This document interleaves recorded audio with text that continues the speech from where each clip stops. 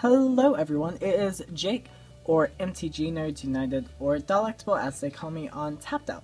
So, hello, I am going to be showing you guys today my version of Mardu Midrange. It is inspired by Brad Nelson.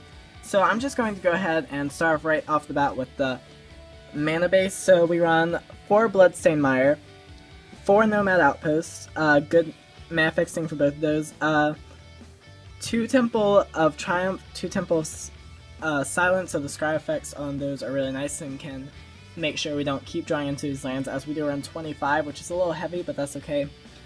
3 Battlefield Forge, so that's good early fixing. We really want to have red online at all the times, and that is a good way of having us have that, and as well as the white comes in handy often, as this is Mardu. And then I have 6 Mountain, and you will see the reason for that in a few after this section, and then 2 Plains and 2 Swamp. The Swamp, obviously, to get grabbed with Bloodstained Mire, and the Plains because they're pretty. Okay, so not really, there's good fixing, but that is the mana base portion, and let's go on to look at the spells. Okay, onto spells. So this is a very removal heavy deck. I run 15 creatures along with 4 Hordling Outbursts, and then the rest are removal spells basically. So first off, the reason for our mana base with the mountains, we have 4 Chained to the Rocks. So 1 white, enchant a mountain you control and exile target creature. So that is awesome. It is a catch-all removal spell and gets everything, which is just amazing right now. Next, we have 4 Lightning Strike. Basically a lightning bolt in this format, except not as good. So you run it, it kills a bunch of things. It's a good combat trick. It can just kill them. Just overall good. Next, we have 4 Seeker of the Way. I think this is the most underrated card in this deck.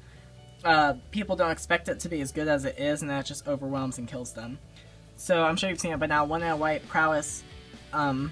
Whenever you cast a non-creature spell, he gets lifelink. So he can really help keep us in the game and survive.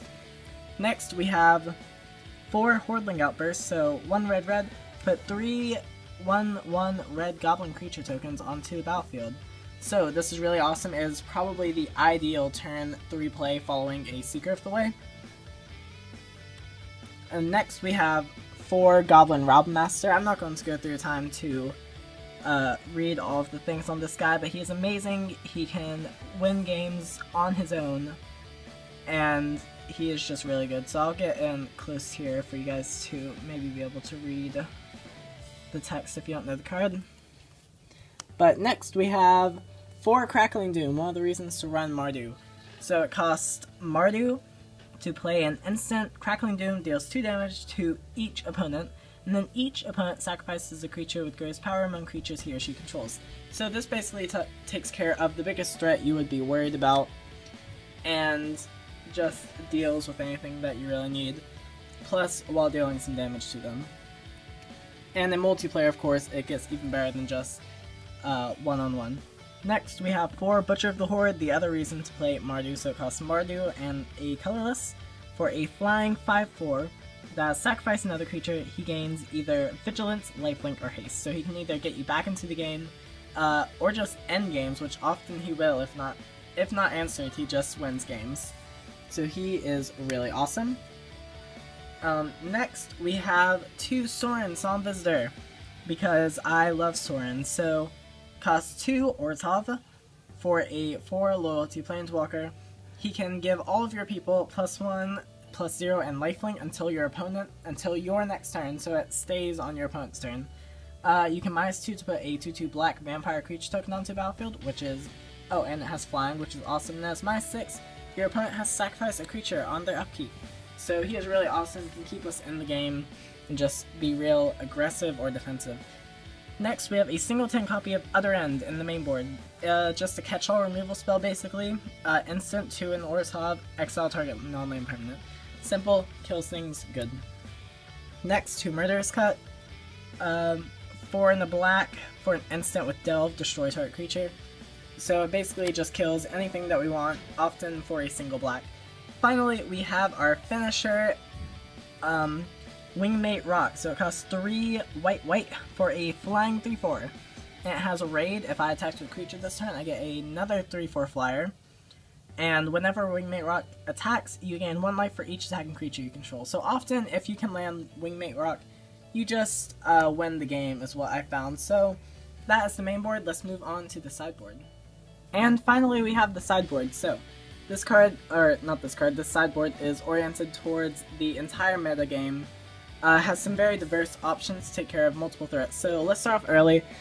For our 1-drops, we have 2 Erase. Erase obviously deals with the Jeskai Ascendancy combo, the main card Jeskai Ascendancy, along with cards like Vanishing Light, Corso Crewfix, anything like that. It's really good against the green-black Constellation deck. Next we have a single Magma Spray.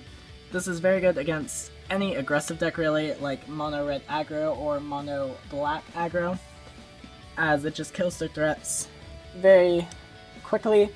Next we have 2 Glare of Heresy. 1 white for a sorcery, exile target white permanent. This card is very underrated in the current standard. I believe not that many people are playing it, but it is so good. All the top decks really are running whites. It deals with Jeskai, like Mantis Rider. It deals with the opposing Mardu decks. It deals with Siege Rhino. It's just so good. Next we have 1 Hushwing Griff, 2 in a white. Flash, Flying, and a Torpor Orb. So it is a 2/1, so that's a body, so that's good by its own. But also, it shuts off creatures like Siege Rhino and Hornet Queen. Next, we have a single Hero's Downfall. You know what it does, it kills things. Good. Next, we have 2 Anger of the Gods. So against aggressive decks, this card is really good and can just wipes their board. So 1 red, Anger of the Gods deals 3 damage to each creature, and you exile the creature if it died. So that is really awesome, and it can really just swing the game back in our favor in games that seem unwinnable, like we're going Sty really quickly. Next we have 2 Read the Bones. So against other mid-range decks, this card is amazing. Scry 2, then draw 2 cards, and you lose 2 life. So it can help you dig through your deck and really just find the answers or a threat that you need. Next we have a single Chandra. She provides good card advantage in mid-range and control matchups. We have a single Other End as just another catch-all. It can deal with Planeswalkers and the like. And finally, 2 End Hostilities. Against things like Green Devotion, this card really does work and can put the game out for us. So that is my deck, everyone. I hope you enjoyed it. If you did, make sure to give this a thumbs up and go like the deck on tappedout.com. And thanks for watching, everyone. I will see you guys next time. Bye!